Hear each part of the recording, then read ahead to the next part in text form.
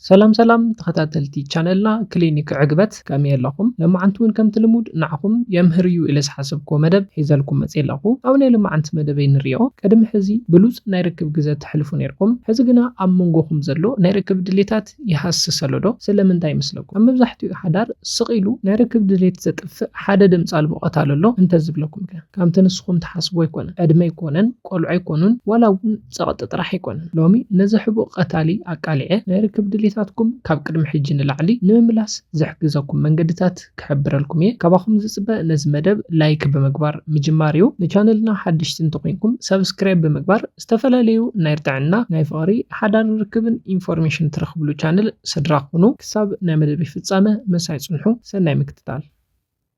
እዚ ቪዲዮ ናይ ርክብ ድሌታትኩም ንሓፅር ግዜ ዝመልስ ጥራሕ ዘይኮነስ ንነዊሕ እዋን ዝጸንሕ ናይ ርክብ ድሌት ዝህበኩም መደብ እዩ ኣብ ሓዳር ዘለኩም ናይ ርክብ ድሌታት ካብ ዝቐትሉ ምኽንያታት እቲ ሓደ ዘይተፈትሐ ቂምን ዘይተዘራረብኩምሉ ጉድኣትን እዩ ንእሽተያት ቁስልታት ነቐፌታታት ወይ ሙሉ ብሙሉ ተፈቲሑ ዘይፈልጥ ክትዓትኩም ኣብ ውሽጢ ኣዋርሕን ዓመታትን ይህነፅ ቂም ከም መርዚ እዩ ብስምዒት ውሕስነት ዘይብላ ጓል ኣንስተይቲ ርክብ ክትዓጽካ ትኽእል እያ ብቐጻሊ ዝንቀፍ ኮይኑ ዝስምዖ ሰብኣይ እውን نركب دليتاتو يطفيو اما نزي بمنتاي كنمحشو نخእል ديلكم سموناوي ناي مييط غزا يحلقم بزي تليفون كوف بلو زي فتخمو صقم انتحليو تزراربلو نمرددا صقمكم نمفتح سمع منبر ملس نمحاب اي تسمعو بزي زلكم صقمات بمفتح دحر غزا نركب دليتاتكم ناب نبور نابت زنبرو كتملسو تخيلكم مخنياتو دما كمتي ماتو يزحبركلكم امنغكم زخونه صقم انتحليو نركب دليتكم مولو نمولو كقتلو سلازخيلي ام بل كال اينريو ኣብ ሓዳር ግዜ ናይ ርክብ ስምዒታትኩም ዝቐትሎ ምኽንያት ክልተ ድማ ናይ ሰውነት ምትንኻፍን ምጽዋትን ዘይምህላው እዩ ብዙሓት ሰብ ሓዳር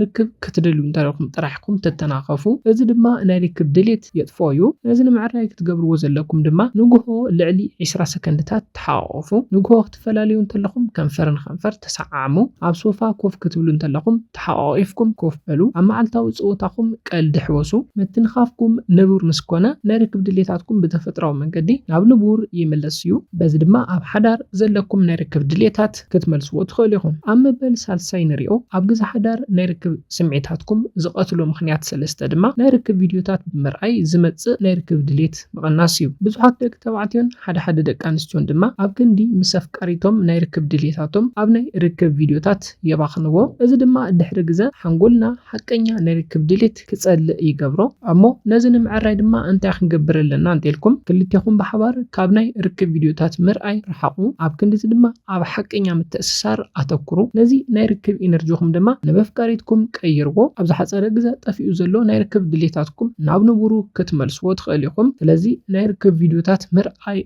أقارصو حدار غزي زلكم ناي ركب دليتات سلازقتلو مالتي أما بل رابعي نريو عبز حدار ناي ركب دليتات زقتل مخنيات 4 دما كامدك اسخفل وصاي قدم صوتا زي مغباركم يو دليت ركب قدم مدقس እዩ ክጅምር ዝግባው ናኣዳ ሃባ ዓሚቕ ዕላላት ዝዕልሉ ምትንኻፍኩም ክህሉ ይግባ ኮታስ ቅድመ ጾታ ኣብ መደቀስ ክፍሊ ጥራሕ ኣይትግበርዎ ስለዚ ኣብ ተፈላለዩ ግዜ ፍሽኽታ ዝመልኦ መልእኽቲ ተለኣኣኹ ከይሓተተትካ ኣብ ዕዮ ገዛ ሓግዛ ብዛዕባ ሕልምታታን ፍርሓን ሕተታ ከም በዓልቲ ቤት ወይ ድማ ኣደ ጥራሕ ዘይኮነስ ከም ጓል ኣንስተይቲ ከም እትረአን ዋጋ ከም ዘለዋን ክስማዓ ግበራ በዚ ድማ ድሕሪ ግዜ ጠፊኡ ዘሎ ናይ ሓዳር ግዜ ናይ ርክብ ድሌታትኩም ናብ ንቡር ክምለስ ክትገብሩ ትኽእልኩም ነዚኦም ምስራና ኣብ ግዜ ሓዳር ናይ ርክብ ድሌታትኩም ጠፊኡ እንተኮይኑ ናብ ንቡር ንኽምለስ ዝሕግዘኩም ናይ 30 መዓልትታት ትልሚ ዳግመ ምትዕርራይ ናይ ርክብ ድሌት ክህበኩም እየ ኣብ ቀዳማይ ሰሙን መዓልታዊ ግድን ርክብ ዘይኮነስ 20 ደቂቕ ብሉጻት ናይ ዕላል ግዜ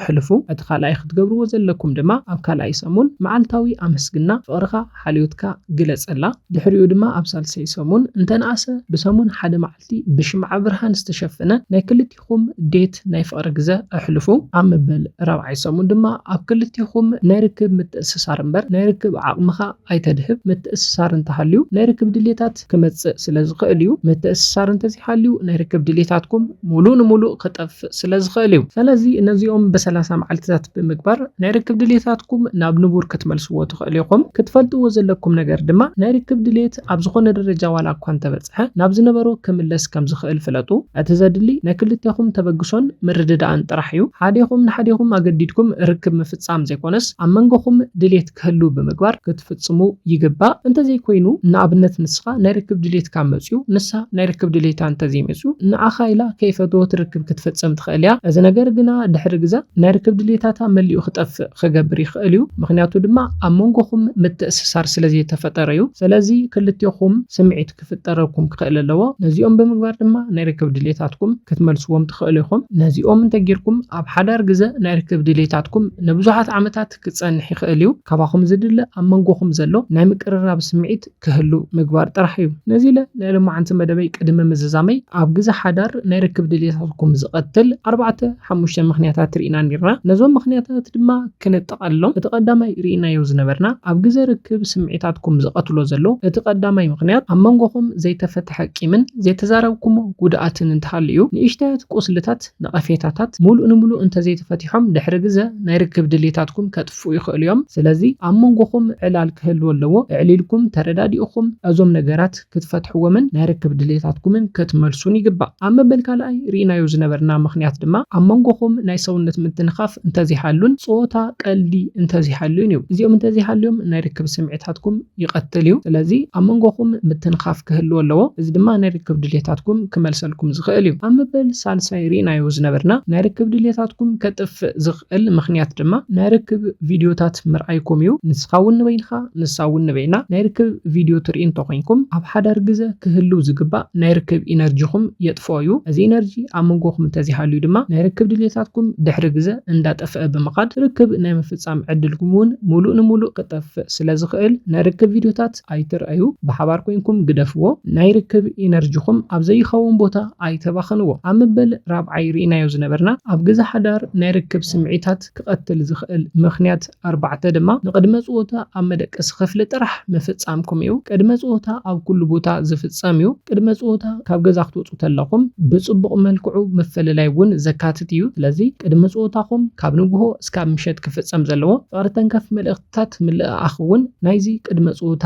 ኣካል ስለዝኾነ ካብ ንግሆ እስካብ ምሸት ሰሪሕኩምሉ ክትጸንሑ ይግባእ እምበር ኣብ መደቀሲ ክፍሊ ምትንኻፍ ምስዓዓም ጥራሕ ቅድመ ጾታ ይባሃልን ነዚ ብምፍላጥ ናይ ርክብ ድሌታትኩም ክትመልስዎ ይግባእ ቅድሚ ናብ መደቀሲ ክፍሊ ምኻድኩም ናእዳ ሃባ ከም ተፈትዋ ከም ተፍቅራ ግለጸላ ንግሆ ትፈላለዩ ተለኹም ተሰዓዒምኩም ተፈላለዩ ምሸት ክትራኸቡ ተለኹም ናፊቅካይ ከም ዝነበርካን ከም ትፈትዋን ግለጸላ እዚ ኩሉ ናይ ቅድመ ጾታ ሓደ ኣካል እዩ ነዚ ብምግባር ርክብኩም ክተጠናኽሮ ትኽእል ኢኻ ነዚኦም ኩሎም ብምግባርኩም ናይ ርክብ ድሌታትኩም ናብ ንቡር ክትመልስዎ ትኽእል ኢኹም ናይ ርክብ ድሌት ዋላ ክንደየናይ ጠፊኡ እኳ ተነበረ ናብ ንቡሩ ክምለስ ከም ዝኽእል ክትፈልጡ ኣለኩም እቲ ዘድሊ ናይ ክልቲኹም ተበግሶን ምርድዳእን እዩ ነዚ ናይ ሎማዓንቲ መደበይ በዚ ክዛዝም ካብ ናይ ሎማዓንቲ መደበይ ዝኾነ ሓድሽ ነገር ከም ዝሓስኩም ተስፋ ይገብር መደብና ናብ ብዙሓት ናይ ርክብ ድሌታቶም ዝጠፍኦም ሰብ ሓዳር ንኽበጽሕ ላይክ ሼር ምግባርኩም ከይርሳዕ ንቻነልና ሓደሽቲ እንትኮንኩም ዝተፈላለዩ ናይ ርክብ ጥዕና ፍቕርን ሓዳርን ኢንፎርሜሽን ትረኽብሉ ቻነል